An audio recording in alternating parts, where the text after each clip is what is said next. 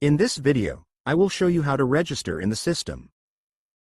When you open the application page, the login screen will appear. Below the login button, there is a link that allows you to create a new account. Click Sign Up to start the registration process. Enter your first name in the first field. Enter your last name in the next field. Below, provide your email address.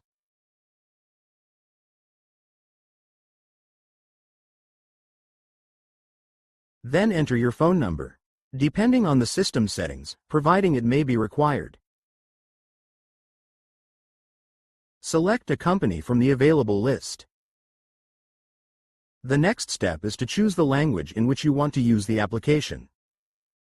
Finally, check the box to consent to the processing of personal data, which is necessary to create an account. After filling in all the fields, click the Submit button. After successful registration, you will be redirected to the login screen. You will also receive a message confirming the account creation. To be able to use it, the account must be approved by the administrator.